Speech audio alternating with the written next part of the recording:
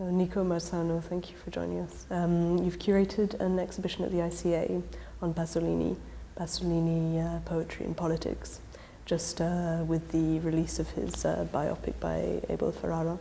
And it's 3 films that you've chosen: Acatone, The Gospel According to Matthew, and Pigsty. If we could start maybe by talking about why you picked those 3 films together.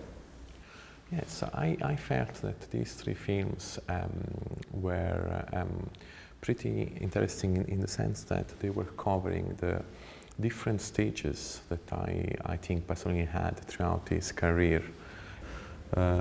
Acatone was made in 1961, and the story of this, man, pimp, living on the fringes of society, wandering for the streets of Le Borgate, which is this suburb part of Rome, and he fell in love with a prostitute, but she goes to jail. Then he then meets someone else, tries to convert this other woman to prostitution. Che hai fatto? Che te ne frega a te, che ho fatto? Che sei mia madre? Oh, e che il vino l'ha dato in testa? Non hai trovato con chi sfogate e te vengi a sfogare con me? Che te credi? Che te stasera non ci vai a lavorare? Non ti sarai mica messo in testa di sta qua? Lo sai che per te non esiste mica la cassa mutua? And eventually decides to find a job, but that didn't work out really for him. Dio parla, che ti è successo? Mi è successo che sono fesso! Ecco quello che mi è successo, lo capisci? Per piaste 1000 lire zotte mi sta andata a rovinare! Non mi poteva più ancora stamattina quando sono uscito di casa! Vitto, calmate, non di così. Ma fate l'affare tua, falla finita.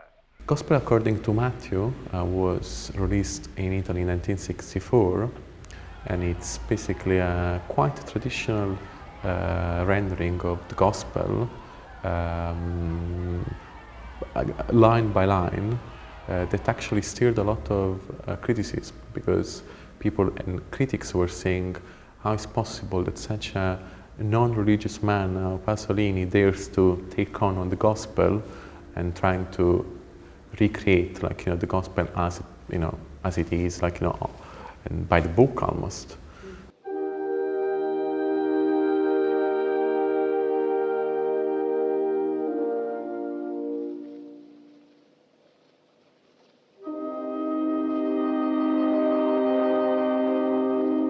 And then we have Pigsty, which was released in 1969, and it's a very complex film. It's a film made by 2 stories.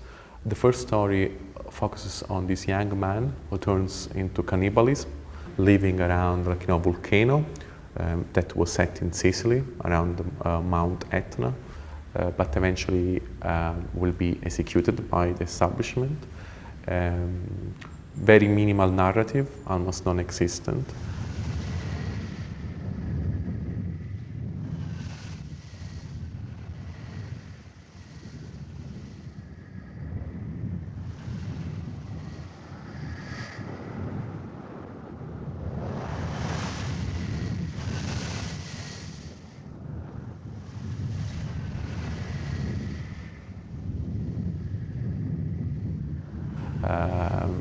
And then the second story is the story of this young man, Julien, and his relationship with his father, or his non-relationship, to better say, with his father.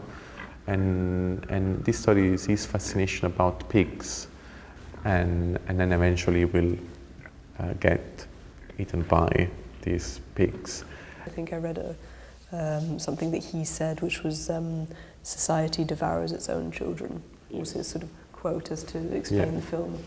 And it's a film that is a clear attack on society, on capitalism, and how little Italian society, but in general Europe, was doing for human beings and for citizens. Quei maiali? Sì, signore. Se uno non li avesse visti con i suoi occhi, mangiarsi un uomo, arrivando lì non si sarebbe accorto di niente. Non c'è rimasto neanche un segno? Un pezzo di stoffa, mettiamo. Una suola di scarpa. No, niente. Un bottone. No, niente di niente. Allora,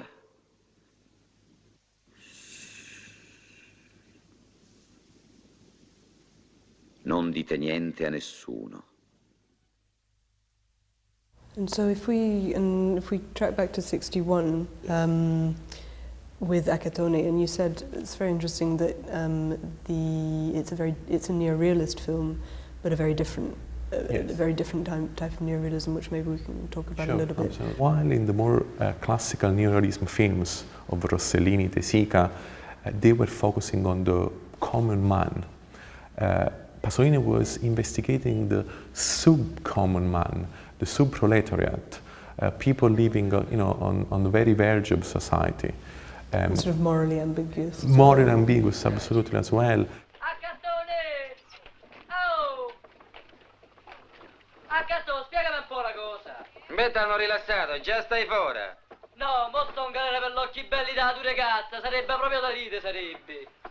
È roba che se non c'erano tutte quelle guardie, ma sarebbe mangiata a mozzichi. And another thing that really amazed me about that film is that Pasolini not once decides to show the beautiful Rome, just showing on purpose the bleak side of what Rome was at the time, but I guess in his mind what Italy was at the time. So do you think there was a sort of a condemnation in a way, or a criticism of Italy? Totally. Through that It film? was a very pessimistic film. Because the Gospel according to Matthew was made in 64. 64. 64. So it's not so. It's only a few years after Akatone, but you do get a real shift in terms of the subject matter. Yes. It's certainly not hopelessness in the Gospel according to Matthew. And I wonder if you could say a little bit about why Pasolini made that shift at that time. Accattone was, in a way, very simple, cinematically speaking. Instead, with the Gospel, Pasolini is also trying to establish himself as a cinema poet. So he's experimenting. Il quale fa sorgere il suo sole sopra i cattivi e sopra i buoni. So I think he's interested in the message, but in the Gospel he's also interested in the cinematic language that he is using.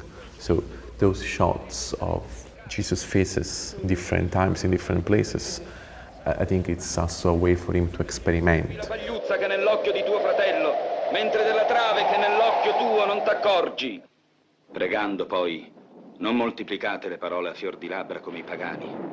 And I also think that the Gospel is extremely important because in a way embrace the real Pasolini beliefs, which is merging arts, poetry and reality. He was extremely poetic, but he always wanted to remember himself and his audience that he was rooted in reality. Because most importantly for him, he was a political filmmaker, and especially when he was using cinema as a tool of expression, even though this one, the Gospel, first look cannot look that political, but instead there is so much of his political beliefs and his political fights. Anch'io vi farò una sola domanda. E se voi mi risponderete, vi dirò io pure con quale autorità compio queste cose. Il battesimo di Giovanni, donde veniva? Dal cielo o dagli uomini? Se noi diciamo dal cielo, egli ci dirà perché dunque non gli avete creduto.